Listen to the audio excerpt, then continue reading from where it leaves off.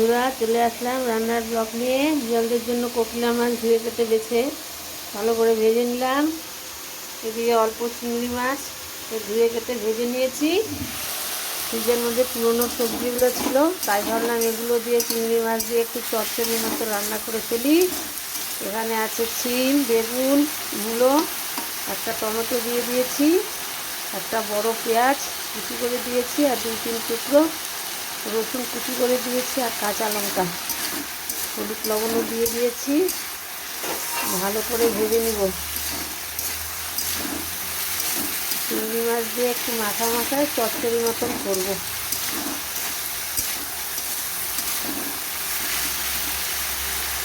একটু ঢাকনা দিয়ে চাপা দিয়ে দিই। জল বেরিয়ে গেছে, আস্তে আস্তে সেদ্ধ হোক। ঢাকনা তুলে দিয়েছি।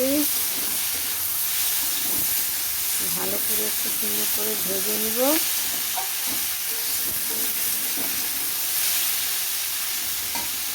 লাউ ডুম করে কেটে নিয়েছি। লাউ দিয়ে চিংড়ি মাছ রান্না করব। পেঁয়াজও একটু কেটে রেখেছি ফোড়নের জন্য, আর এখানে মশলা করে রেখেছি। তোমরা লাউ কেমন করে কাটো জানি না, আমি তো এরকমভাবেই কেটে রান্না করি, এভাবেই আমার কাছে ভালো লাগে। সবজি ভাজা হয়ে গেছে। সামান্য একটু মশলা দিয়ে দিব এর মধ্যে। মশলা দিয়ে দিলাম, ভালো করে ভাজা করে নিই। তারপরে মাছ মতন জল দিয়ে দেবো। চিংড়িগুলো সবজির মধ্যে দিয়ে দিলাম।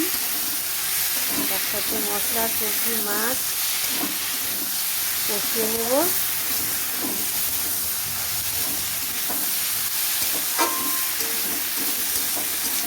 যে কোনো সবজির মধ্যে চিংড়ি মাছ দিলে খেতে খুব ভালো লাগে। চিংড়ির ফ্লেভারটাই ওই রকম। যেইভাবেই রান্না করা যায় সেইভাবেই ভালো লাগে। মশলা ভালো করে ভাজা হয়ে গেছে।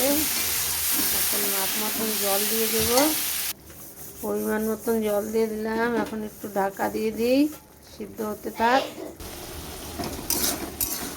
আমার এই চচ্চড়িটা হয়ে গেল। এতটুকু রস নামাবো। ঠান্ডা হলে এটা টেনে যাবে। সব সবজি ভালো মতো সেদ্ধ হয়ে গেছে, সুন্দর ঘ্রাণও বেরিয়ে গেছে। ধনে পাতা দিব না, ধনে পাতা দিলে ভালো লাগবে না। এখন নামিয়ে ফেলবো। চিংড়ি মাছ ভাজা বসিয়ে দিয়েছি লাউ চিংড়ির জন্য। চিংড়ি মাছগুলো ভালো করে ভেজে নিই।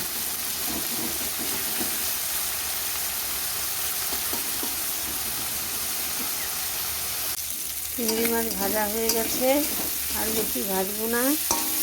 বেশি ভাজলে চিংড়ি মাছ শক্ত হয়ে যায়, রাবারের মতো। জিরে, শুকনো লঙ্কা আর পেঁয়াজ ফোড়ন দিয়ে দিলাম। পেঁয়াজটা একটু ভালো করে ভাজা ভাজা হয়ে গেলে লাউগুলো ছেড়ে দেব। লাউ ছেড়ে দিয়েছি, লবণ হলুদও দিয়ে দিলাম। সুন্দর করে লাউগুলোকে ভাজা করে নেব।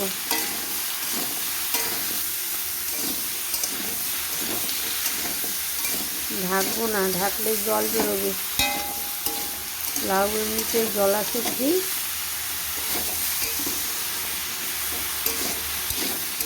মোটামুটি ভেজে নিয়ে তারপরে মশলাটা দেব।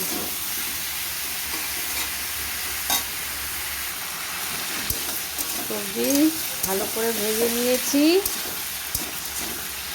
এখন মশলাটা ঢেলে দিব। মশলাটাও দিয়ে দিলাম। মশলা দিয়ে ভালো করে কষিয়ে নেব। আস্তে আস্তে কষতে থাক, অনেক জল উঠবে এখন। মশলার মধ্যে আছে জিরে, সামান্য একটু আদা, কাঁচা লঙ্কা, শুকনো লঙ্কা দুটোই দিয়েছি, অর্ধেকটা টমেটো দিয়েছি। এগুলোই বেটে নিয়েছি।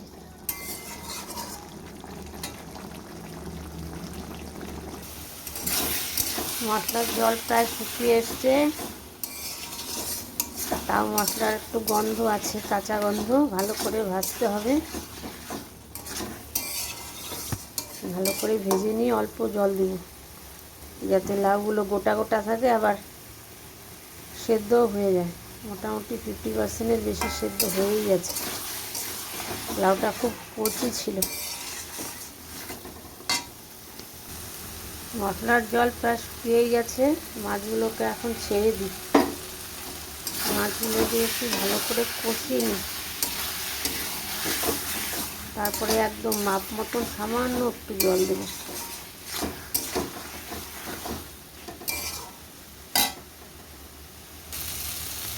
মশলা সুন্দর করে কষানো হয়ে গেছে।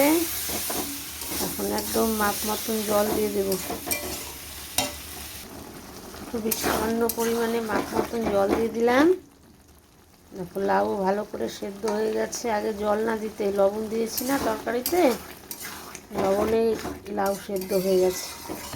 এখন জাস্ট একটু মশলাটা ভেজে নিয়েছি, একটু জল না দিলে হয় না। অল্প একটু জল দিলাম, মাখা মাখা করে নামিয়ে ফেলবো। যেহেতু লাউ দিয়ে রান্না করলাম, সামান্য একটু মিষ্টি দিতে হবে।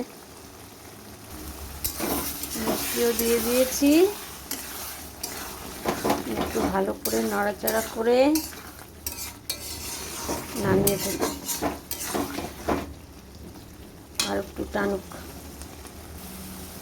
তরকারি হয়ে গেছে, এখন নামিয়ে ফেলবো।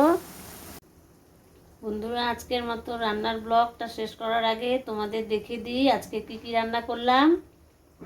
আজকে আমার রান্নার ফাইনাল লুক। একটা চচ্চড়ি করলাম, মূলো, আলু, বেগুন, টমেটো দিয়ে কয়েকটা চিংড়ি মাছ দিয়ে একটু চচ্চড়ির মতো রান্না করে নিলাম। আর রান্না করলাম লাউ চিংড়ি, এখনও ধুয়ে উঠছে, এখনই নামালাম। আর বিড়ালদের জন্য কোকিলা মাছ ভাজা। আর আমার যা একটু আমার কর্তার জন্য ট্যাংরা মাছের চচ্চড়ি দিয়ে গেল। এই দিয়েই দুপুরের খাওয়া দাওয়া সারবো। তাহলে বন্ধুরা, আজকের মতো এখানেই শেষ করছি। তোমরা সবাই ভালো থাকবে, সুস্থ থাকবে। Tata, bye bye.